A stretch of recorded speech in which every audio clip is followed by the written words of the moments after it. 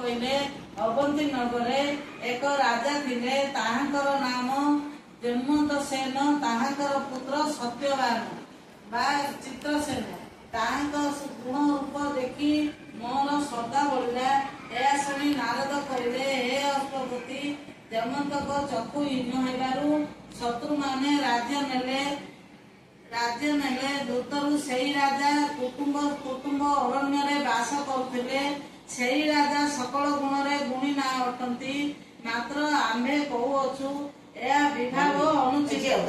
ସେହି ସତ୍ୟବାନର ପୁତ୍ର ଅନେକ ନଥିବାରୁ ସେ ରାଜାଙ୍କ ନିକଟରେ ଗମନ କଲେ। ସେ ରାଜା ଋଷିଙ୍କୁ ଦେଖି ସାଧାରଣ ଭୂମିଷ୍ଠିରେ ଫଣି କହୁଅଛି ମୂର୍ଖଟିର ବାକ୍ୟ। ନାରଦ ମୁନି ସାବିତ୍ରୀଙ୍କୁ ପଚାରିଲେ, ଆଗ ମୋ ସାବିତ୍ରୀ। ଋଷି ଆଶ୍ରମକୁ ଯାଆନ୍ତି, ଋଷିମାନଙ୍କର ସେବା କରନ୍ତି। ଋଷିମାନେ ସାବିତ୍ରୀକୁ ସେବା ଦେଖି କଲ୍ୟାଣ କରନ୍ତି। ସାବିତ୍ରୀ ଦିନକର ସୁଖୀମାନଙ୍କରେ ଧରି ବନ ବିହାର କରୁଥିଲେ।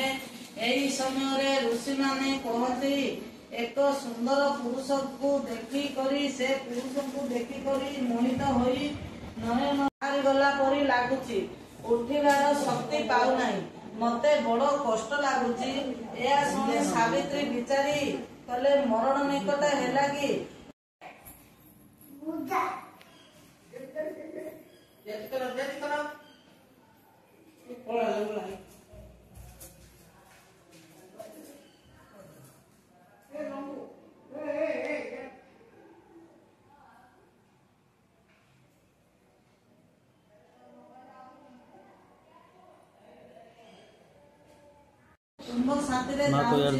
ସାବଧାନରେ ଯିବୁ, ଅନ୍ଧାର ନ ହଉ ବାହାରି ଆସିବୁ। ସତ୍ୟବାନ ପିତା ମାତାଙ୍କ ଠାରୁ ଏପରି ଶୁଣି ସାବିତ୍ରୀ ସୈତକୁ ବଦନକୁ ଯାଇ ଗଲେ। ବନକୁ ନାନା ପ୍ରକାର ଫଳ ଖୋଜି ସାବିତ୍ରୀ ନିକଟରେ ଦେଲେ। କହିଲେ, ପ୍ରିୟ, ଏଇଠାରେ ବସ, ମୁଁ କାଠ ହାଣିବାକୁ ଏକା ହୋଇ ସତ୍ୟବାନ ବୃକ୍ଷ ନିକଟକୁ ଗଲେ। ତାଙ୍କୁ ସେହି ଅନ୍ଧକାର ଦିଶିଲା।